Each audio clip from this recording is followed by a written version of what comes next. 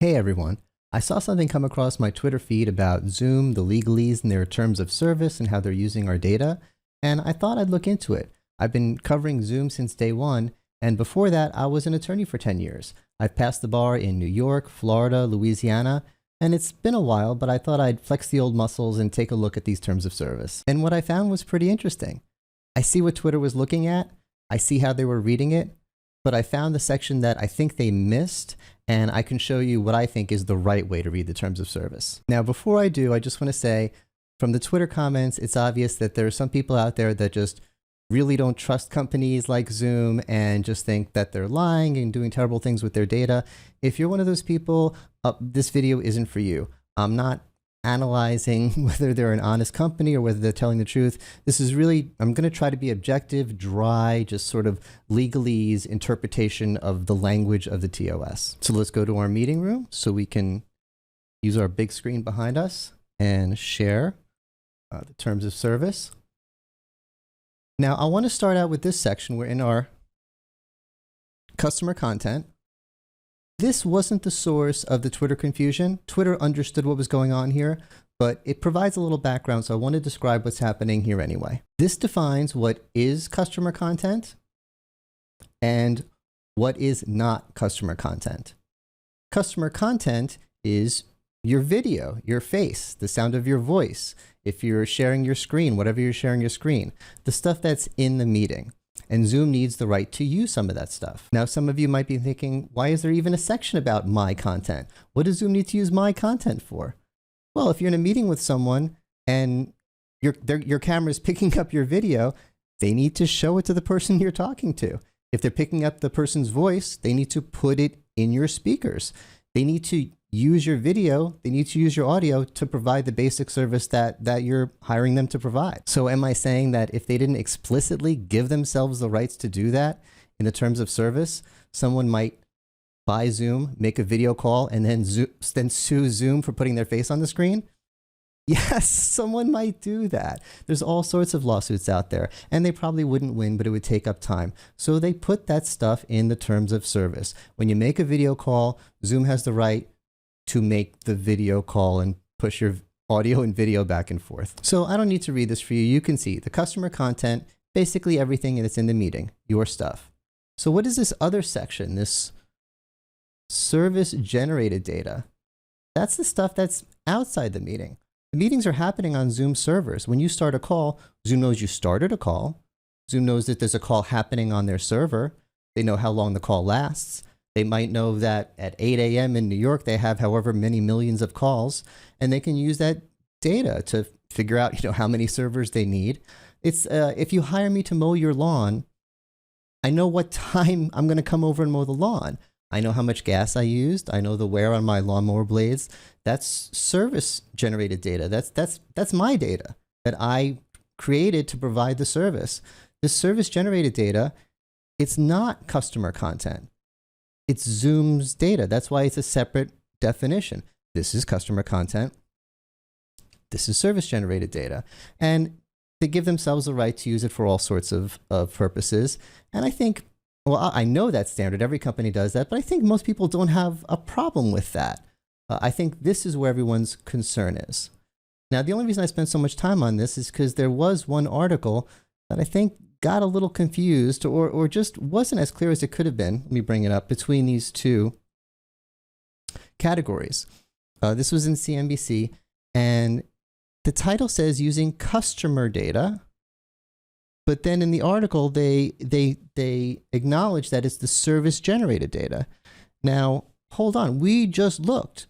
Customer data and service generated data are two different things, right? Section 10.1 and 10.2, right?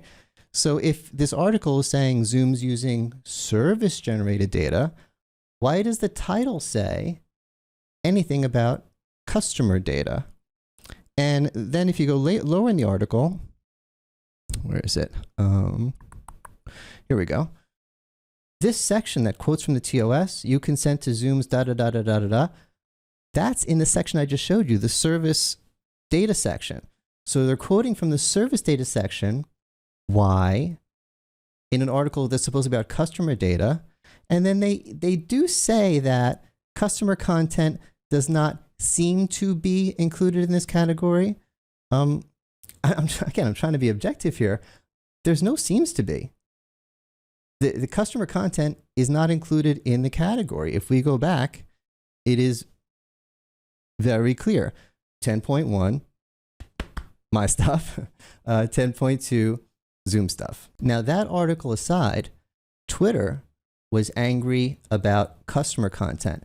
They were reading this to say that Zoom is doing basically whatever the heck Zoom wants to do with customer content. Now, why did they think that? Let's scroll down to the next sections, 10.3 and 10.4, which talk about permitted uses of customer content, my stuff, and the license that Zoom gets when it's using that. These two sections need to be read together, and they weren't. Twitter looked at section 10.4 without looking at section 10.3. And to give a simple analogy, 10.3 is basically the terms of use, what Zoom can do with my content. And as we'll see, they can use it to give me Zoom services basically. And 10.4 is a license. As an analogy, think of when I first got my first car. I saved up in high school. And when I turned 17, I took my savings and got a used car.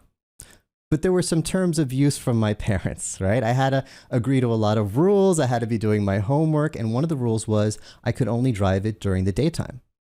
Sun had to be out. Another rule was I had to get my driver's license. That was part of the terms of service. So 10.3 had the part that said daytime. 10.4 was getting my driver's license. Now, the confusion happened when I went to school and showed my friend my driver's license, and they said, hey, you have a driver's license. We're going to the party tonight. No, I have a license, but the license is subject to my terms of use. I can only drive in the daytime. Now, that's a simplification.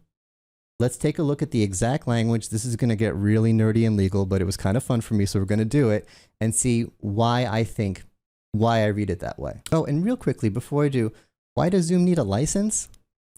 Let's say I get in a Zoom meeting with you, and we click record, and I sing a song, and it's my copyrighted song. And then that song is sitting on Zoom's server.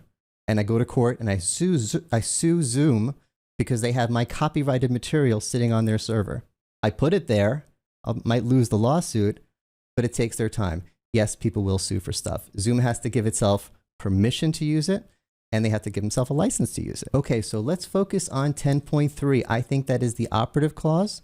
I think 10.4 is under 10.3, is subject to 10.3. I don't think that. It says that. It shows you that. I'll say where when we get to it. But I want to start off with 10.3. And by the way, I think it's interesting. All the Twitter arguments, the articles I've read, every coverage of this has been focusing on 10.4. No one's mentioned 10.3, which is the operative clause. So 10.3 is where you need to look. What is 10.3? What is Zoom allowed to do with customer content? Zoom may, all of these publish, import, access, use, store, those are all things it needs to do with its service. Translate, transcribe. If it's transcribing, if it's printing the words under this at the bottom of the screen when I'm talking, it's obviously reading the words. Needs to have access to the words to do this transcribing. These are all the things it's allowed to do, but it comes down to this, process. It's allowed to process my voice and my video and my content as it's supporting my calls. Everything else after that, numbered 1 through 6 here, are the qualifiers, the modifiers. When can Zoom process customer content? And if you strip it down to the essentials, Zoom may process customer content as authorized and instructed by you. That's obviously stripping out some other things, but these parts stand alone. The parts that I stripped out do not qualify this. If I was still practicing as an attorney, I would absolutely stand in court and say, Your Honor, 10.3 says that Zoom may process customer content as authorized and instructed by you. And if the judge said, hold on, show me that nothing else modifies it, I can go through each thing and show how nothing else qualifies this. This is what 10.3 says. And 10.4, as we'll go into, is subject to 10.3. So the terms of service say, assuming that you trust Zoom to obey its own terms of service, that's a whole other thing, that Zoom will only process customer content as authorized and instructed by you. Now, the reason I believe that, if you look at the qualifiers, so Zoom may process customer content, 1, in accordance with this agreement and is required to perform our obligations of the agreement. In other words, to give you a video call to do the service. In accordance with our privacy statement, they have to abide by that. And notice, these are not alternative. It's not, we're going to either do our agreement or the privacy statement. No, they have to do both, as authorized, instructed by you. That's why I think it stands alone. It's mandatory the same way the privacy statement is mandatory. The next one proves it. As permitted or required by law. That's not optional. Okay? Zoom doesn't have a choice of doing either as authorized and instructed by you, or as each one of these things is something they have to do every time. Anytime they use our data to do any of these things, has to be in accordance with the agreement, according to the privacy statement, authorized and instructed by me, which is why I believe this stands alone.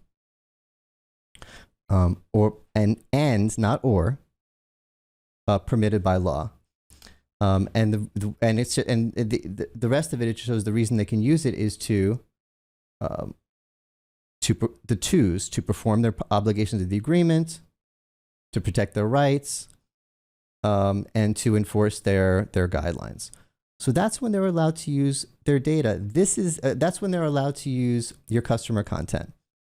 And I think everyone's okay with that. That basically is saying everything is opt-in. Everything's opt-in. If they're recording me, it's because I chose to record. If they're getting my video, it's because I turned on my webcam. If they're transcribing, if they're getting my text, it's because I decided to use transcription. So 10.4 just gives Zoom a license for content properly used under 10.3. You can see the language even starts out the same. Instead of Zoom may, it's we agree to give them a license to do all of the same things. Publish, import, access, use, store, all the same things they're doing under 10.3, under authorized or instructed by us. And then it gives the specific examples as be necessary for Zoom to provide our services or to support our own services. And this is where it gets into improving their services with AI. But it's still all under 10.3. And you could see here, number 3, for any other purpose relating to the use in accordance with 10.3. That makes it clear that these aren't other things outside of 10.3, the things that came before. It didn't say, for Zoom to provide the services, for Zoom to do the development, and for the 10.3 stuff. It says for any other purposes relating. That means that these purposes before are also purposes, that these are 10.3 purposes. Everything has to be under 10.3. This makes it clear, as I said before, that everything in 10.4 is completely under 10.3. And it's just weird to me that no one else is talking about 10.3. That's the operative clause. That's what matters. So everyone was kind of freaked out about all of this language in here, not realizing it was limited by this one clause up here, as authorized or instructed by you. So in response to everything, Zoom edited yesterday and added this line in bold to their TOS. Notwithstanding the above, Zoom will not use audio, video, or chat customer content to train our artificial intelligence models without your consent. I wouldn't have said notwithstanding the above, I would have said in accordance with the above, because as we just shown, Zoom can't use anything without customer consent. But I think they wanted to just make it really clear that they're going to this extra step. People feel a little bit different about AI. It's new. It might feel different using the data for AI for other purposes. People might be hesitant about it. And they want to make it clear that they want to make it clearer than all this legal language makes it, that they're not using your data for that. So let's wrap it up by leaving the terms of service and seeing how it works in practice. Let's say I enable for my company one of the AI features, meeting summary.